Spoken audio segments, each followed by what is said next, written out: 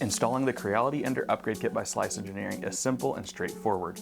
In just a few minutes, you can eliminate heat creep, prevent clogs, and enhance your printer's thermal performance with this plug-and-play upgrade. This kit is compatible with a wide range of Creality and Ender 3D printers like this Ender 3 series, the Ender 5 series, and the CR10 series. We'll include a complete list of compatible printers in the description below. This all-metal hotend features a bimetallic heat break, a superconductive hot block, and the Gamma Master nozzle, an abrasion-resistant nozzle with fantastic thermal performance. My name is Peyton, and I'm going to walk you through this upgrade step by step so that you can get your printer up and running like a champ in no time.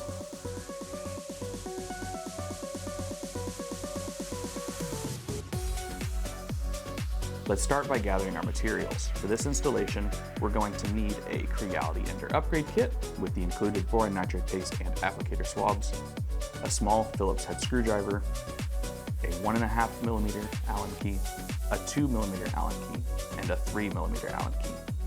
Optionally, you might also want to have handy an adjustable wrench or nozzle torque wrench. Begin by preparing your printer. Raise the hotend and remove any filament.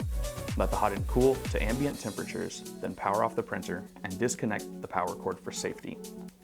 Remove the fan housing from the gantry plate. I'm demonstrating on an Ender 3 V2, which can be removed with a Phillips head screwdriver, but your printer may require a 2mm hex key or similar to remove the housing, depending on which variant you have.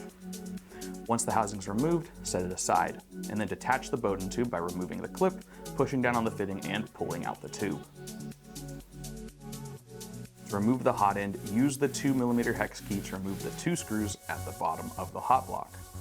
Loosen the heatsink set screw using the 1.5mm hex key and carefully separate the hotend from the heatsink. Remove the temperature sensor and heater by loosening the respective set screws on the side and bottom of the hot block. Be careful when handling these electronics and take care not to cause any damage to them, especially the thermistor because it's quite fragile. Now place the stock hotend to the side and prepare the Copperhead Hotend for installation. Remove the silicone boot and the retaining screw on the left side of the hotend using a 2mm hex key. Be careful not to let the dowel pin inside the thermistor hole fall out. Inject boron nitride paste into the temperature sensor hole and coat the inside of the heater hole and the outside of the heater cartridge.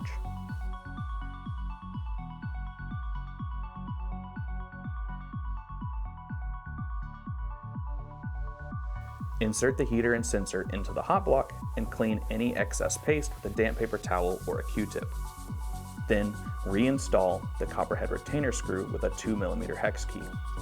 Make sure that the thermistor wire is held in place underneath the retainer screw and be careful to not over-tighten the screw as the wire is fragile. Once your heater and sensor are installed, insert the hotend into the stock heatsink until it comes to a stop. Secure the hotend by tightening the heatsink set screw with a 1.5mm hex key. Then reattach the Bowden tube, the Copperhead silicone boot, and the fan housing.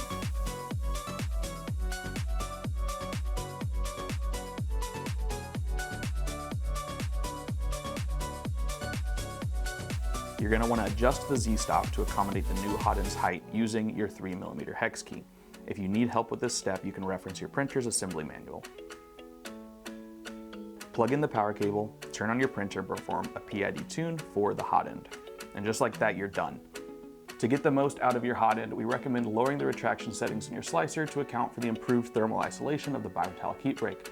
And as a bonus tip, consider using plastic repellent paint to prevent filament buildup on the nozzle and boot, ensuring a more seamless printing experience by not having that plastic constantly sticking and building and causing all sorts of problems. If you want to enhance your printer's performance and capabilities, you can find our Creality Ender upgrade kit and plastic repellent paint in the description below. If you found this video helpful, please give it a thumbs up and let us know in the comments what printer you'd like a hotend upgrade for. Thanks for watching, and don't forget to stay zesty.